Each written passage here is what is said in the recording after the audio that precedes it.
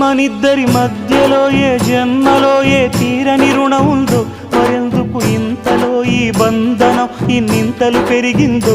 అమాయకమైన నీ చిన్నారి నవ్వును ఏ తల్లి కందో, ఇటే నీ దారి ఉందని నిన్ను ఏ సుడిగాలి పంపిందో.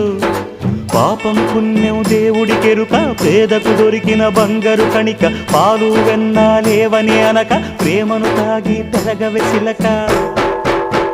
వలేసే పాడు లోకం కంటపడక ఉండు నాయనక, ఇలా నా గుండెలోనే గువ్వల కొలు ఉండిపోయింక.